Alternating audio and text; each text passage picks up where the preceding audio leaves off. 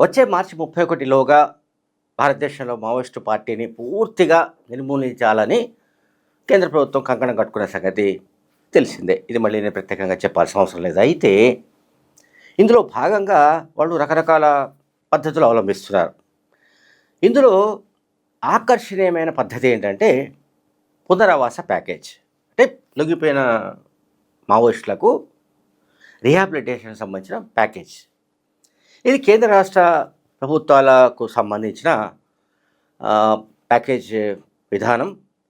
ఇందులో ఒక్కొక్క రాష్ట్రం ఒక్కొక్క రకమైన పునరావాస ప్యాకేజీలను వాళ్ళు రూపొందించాయి. సో ఆల్టుగెదర్ ఆల్మోస్ట్ అన్ని రాష్ట్ర ప్రభుత్వాలు కూడా అంటే మావోయిస్టు ప్రభావిత రాష్ట్రాలు like west Bengal, Bihar, Jharkhand and Madhya Pradesh, Maharashtra and Chhattisgarh, Telangana, Andhra Pradesh, ఇంకా ఇటువంటి ఒడిశా, ఇటువంటి రాష్ట్రాల్లో ఎక్కడైతే మావోయిస్టు ప్రభావిత ప్రాంతాలు ఉన్నాయో అక్కడ మావోయిస్టులను పూర్తిగా తుడిచిపెట్టడం లేదా మావోయిస్టులను ఖాళీ చేయడం, అంటే వాళ్ళందరూ బయటికి వచ్చే రకమైన ఇది ఆకర్షణీయమైన స్కీమ్స్ అమలు చేయడం అన్నది ఇప్పుడు కొత్తగా కనిపిస్తుంది. ఇదివరకు లేదు ఇది.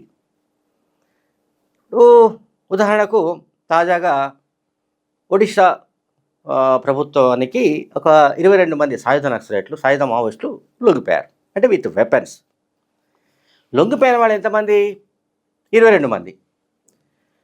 వాళ్ళు ఎన్ని ఆయుధాలతో లొంగిపోయారు? 150 ఆయుధాలతో లొంగిపోయారు. చూడండి, 150 వెపన్స్తో లొంగిపోయారు. సరే, 150 వెపన్స్, ఈ 22 మంది, ఈ రెండింటికి మధ్య మనకు మ్యాచ్ కుదరకపోవచ్చు. అంటే పోలిక కుదరకపోతే అంటే 22 మంది అంటే 22 తుపాకులు అని అనుకుంటాం. కానీ వాళ్ళు వచ్చేటప్పుడు బహుశా వాళ్ళ దగ్గర ఉన్నాయో అందుబాటులో ఉన్నాయో అన్నీ కూడా ఎత్తుకుని వచ్చినట్టుంది. తీసుకొచ్చి పోలీసుల ముందు పెట్టేశారు. అయితే ఇక్కడ నేను చెప్పదలుచుకుని ఏంటంటే ఇదివరకు చాలా కాలంగా మనందరికీ తెలుసు మావోయిస్టుల తలపైన వెల ఉంటుంది. ఫర్ ఎగ్జాంపుల్, ఆ పార్టీకి సలహాదారుగా భావిస్తున్న మాజీ సెక్రటరీ గణపతి పైన ఆల్మోస్ట్ 5 కోట్లు 7 కోట్లు ఏదో ఉన్నట్టుంది. అట్లాగే గడిచిన మే 27న జరిగిన ఎన్కౌంటర్లో చనిపోయిన మావోయిస్టు పార్టీ కార్యదర్శి బసవరాజు పైన ఆల్మోస్ట్ 2 కోట్లు 3 కోట్లు ఏదో ఉన్నట్టు గుర్తు. సో అంటే కేంద్ర కమిటీ స్థాయిలో ఉన్న వాళ్లకు, రాష్ట్ర స్థాయి నాయకులకు, రాష్ట్ర కమిటీ సభ్యులకు అండ్ స్పెషల్ జోనల్ కమిటీ సభ్యులకు, డివిజనల్ కమిటీ సభ్యులకు, జిల్లా స్థాయి కమిటీ సభ్యులకు, వీళ్ళందరికీ వేరువేరుగా వాళ్ళ అంటే వాళ్ళకున్న హిస్టరీని బట్టి, వాళ్ళు పాల్పడ్డ సంఘటనల నేపథ్యంలో, వాటి తీవ్రతను బట్టి వాళ్ళపైన వెలగట్టారు. హిడ్మా పైన కూడా ₹1 కోటి పైన రివార్డు ఉన్న సంగతి మనకు తెలుసు. సో ఇప్పుడు ఇక్కడ మనం మాట్లాడుతుంది ఏంటి?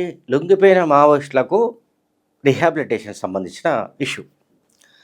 ఇందులో ఒడిశా ప్రభుత్వానికి సంబంధించిన సహాయ పునరావాస ప్యాకేజ్ ఎట్లా ఉందంటే, for example divisional committee secretary కానీ లేదా ప్లాటూన్ మిలిటరీ కమాండర్ స్థాయిలో ఉన్న మావోయిస్టు కనుక లొంగిపోతే అతనికి ₹27,50,000 ఇస్తారు. ₹27,50,000. నెక్స్ట్, అట్లాగే డివిజనల్ కమిటీ సభ్యుడైతే, ఇంతకు చెప్పింది divisional committee secretary or platoon commander. So divisional committee సభ్యుడు కానీ లేదా ఏరియా కమిటీ సభ్యుడు ఆ స్థాయి మావోయిస్ట్ అయితే ₹22,00,000 ఇస్తారు. ఇది కాకుండా ఏరియా కమిటీ ఏరియా కమిటీ సభ్యుడు, డివిజనల్ కమిటీ సభ్యుడు చెప్పాను కదా 22 lakhs. తర్వాత పార్టీ సభ్యుడైతే, కేవలం పార్టీ సభ్యుడైతే చాలు, ఓకే, అతనికి ₹1,60,000 ఇస్తారు, క్యాష్ ఇస్తారు, 1,65,000. అయితే దీంతో పాటుగా వీళ్లకు అంటే లొంగిపోయిన వాళ్ళందరికీ కూడా తక్షణంగా ఆర్థిక సహాయం కింద ₹20,000 ఇస్తారు. ఈ అన్ని రాష్ట్రాలు జరుగుతుంది. 25,000 అప్పటికప్పుడు ఇస్తారు క్యాష్. ఇక వాళ్ళపై ఉన్న కేసుల తీవ్రతను బట్టి ఏమైనా కేసుల కింద వాళ్ళను ఇది జైలుకు పంపించడం, అరెస్ట్ చేయడం ఇటువంటిది అయితే మనకేం కనిపించట్లేదు. అంటే ఆల్మోస్ట్ కేసులను పూర్తిగా ఉపసంహరించుకుంటున్నట్టుగా కూడా మనం అర్థం చేసుకోవచ్చు ఆల్మోస్ట్ అన్ని కేసులను. అయితే వీళ్ళు పార్టిసిపేట్ చేసిన కేసులను, వీళ్ళు పాల్గొన్న కేసులను.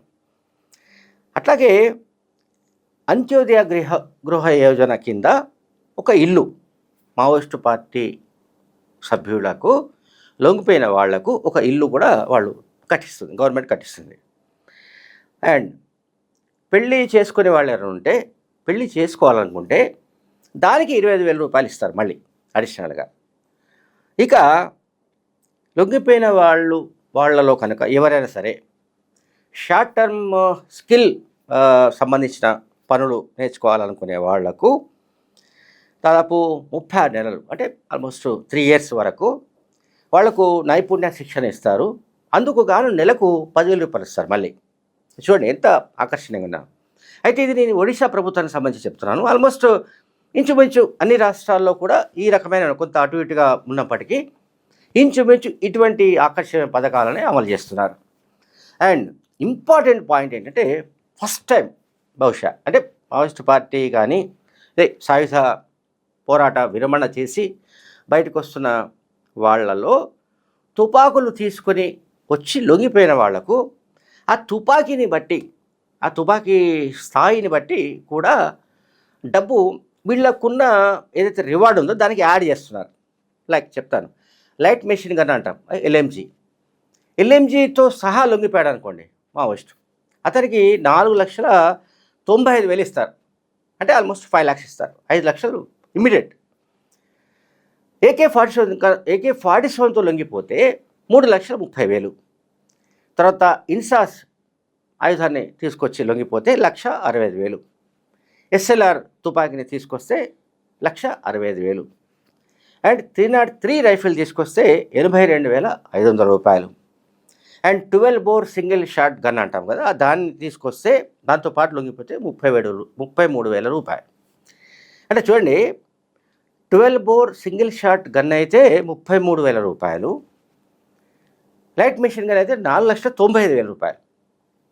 అంటే ఇక్కడ ఏమవుతుంది, ఇక్కడ ఒకవేళ ఆ మావోయిస్టు పైన, అతని తల పైన ఒక 50 లక్షలు ఉందనుకుందాం రివార్డ్, లేదా 10 లక్షలు ఉందనుకుందాం ఆ స్థాయిని క్యాడర్ని బట్టి. ఈ 10 లక్షలు ఉన్న రివార్డు ఉన్న మనిషి అంటే మావోయిస్టు లొంగిపోతే అతనికి ఆ 10 లక్షల రివార్డుతో పాటుగా అతను తీసుకొచ్చే తుపాకీని బట్టి, అంటే లైక్ AK-47 తీసుకొస్తే 3,30,000 రూపాయలు కూడా అతనికి కలుపుతారు. ఆ 10 లక్షలు కలిపి 13,30,000 రూపాయలు అతనికి వెళ్తాయి.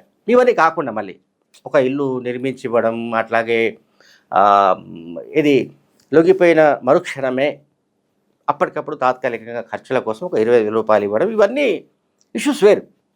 బట్ ఆయుధాలతో సహా లొంగిపోయే విధంగా వీళ్ళను అట్రాక్ట్ చేయడానికి రాష్ట్ర ప్రభుత్వాలు ఈ రకమైన సహాయ పునరావాస ప్యాకేజెస్ని అమలు చేస్తున్నట్టుగా కనబడుతోంది. ఇది చాలామంది, ముఖ్యంగా ఇప్పుడు ఒడిశాలో లొంగిపోయిన వాళ్ళ గురించి మనం మాట్లాడుతున్నాం. 22 మంది లొంగిపోయారు సాయుధ మావోయిస్టులు. వాళ్ళందరి పేర్లు వింటుంటే అందరూ కూడా ఆదివాసులే, అందరూ కూడా ట్రైబ్సే. కనుక వాళ్లకు ఈ పోరాటంలో కొనసాగితే మనం చనిపోవడం గ్యారంటీ అనే కంక్లూజన్కి వచ్చి ఉండాలి. వాళ్లకు సిద్ధాంతపరమైన అవగాహన ఎంత ఉంది ఏంటి అనేది అది వేరే చర్చ. బట్ వాళ్ళు లొంగిపోవడానికి సంబంధించి మాత్రం ప్రభుత్వాలు, అంటే మావోయిస్టు ప్రభావిత రాష్ట్ర ప్రభుత్వాలు అమలు చేస్తున్న సహాయ పునరావాస ప్యాకేజీలు మాత్రం వాళ్ళను లొంగిపోయే విధంగా అట్రాక్ట్ చేస్తున్నట్టుగా కనబడుతోంది. Thank you very much.